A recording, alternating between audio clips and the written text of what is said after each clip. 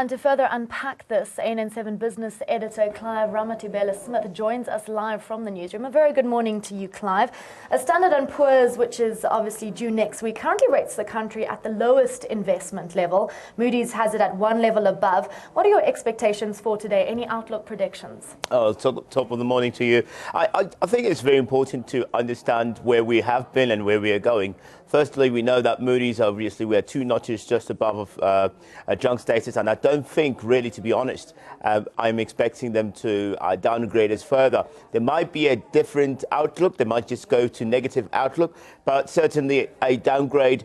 I cannot see reason or a tangible reasoning why they would want to do that. And I'll take you through the reasons why I believe that is so. Firstly, we had a very good, strong second quarter performance of 3.3%. We're still awaiting for the results for the third quarter. I saw the pockets of the economy that have actually increased, which is your manufacturing, your agriculture, including the likes of your industrial companies, did relatively well. And so I reckon on that front that we did relatively well as well. We saw the revision of our growth prospects for 2016 by the Reserve Bank being revised to 0.4%, and obviously by the National Treasury by the Finance Minister to 0.5%. So that shows you that they've changed their stance with regards to the prospects of growth from what it was, which was 0% actually for the year. And so that means that some positivity that has gone into that. And also the last bit that I think we've done relatively well,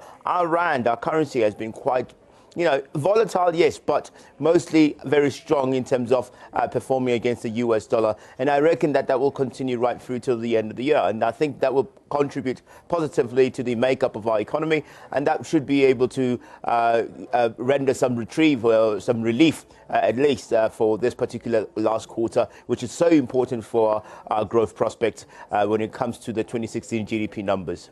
Now, if a downgrade had to occur, could it spell a disaster for the economy?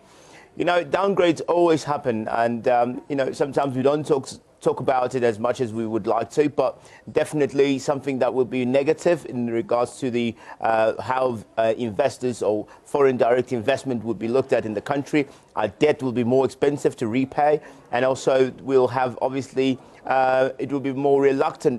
They'll be reluctant to put more money into an economy that's similarly in the junk status. Think about it as your personal credit rating. So if you were to be well behaved, or you have a very good credit score with the banks, you'll normally get a nice prime minus or prime -2 as a rate for your debt or for your loan that you're taking from the bank.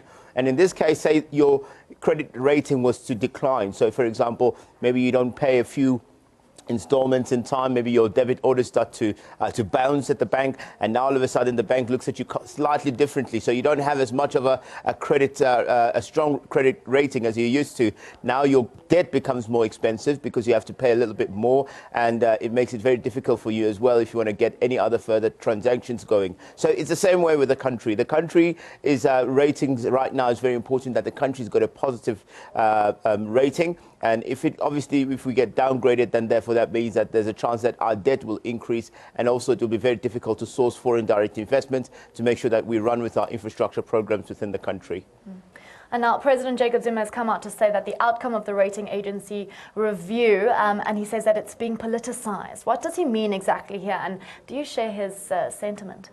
Well, I think it's a new reality for South Africans, and I don't think it's something that we've never done before in the past. That's because we've never had a growth level to such an extent that we are growing at less than 1%. And so it has brought back a little bit of a reality check. We're a 22-year-old democracy. We've always had it very well. We've always had a growth of between 3 and 4% in the past. And now all of a sudden the slowness of what's happening globally is affecting us. And so for the first time, we have, I think, microscoped into what is actually taking place within the economy. And you can start to see where the problems are in the pockets of our economy, which is obviously the inequality, the unemployment, and also poverty. So those things are starting to widen instead of actually being consolidated. And that is what the problem is with a growing economy or a developing economy like ours, when those middle class people don't grow together with the economy, with where the other guys are supposed to be in terms of standard of living, then it becomes a problem. And so what it means when he says it's been politicized is that it's been put so much under the microscope. It's as if everything that South Africa has been doing is really, really bad. And I think maybe perhaps we should look at the positives as well, and where we have done well and where we are actually improving, and that will perhaps maybe tell a different story to the rest of the world. It's a story of how you express yourself, how you tell the world who you are.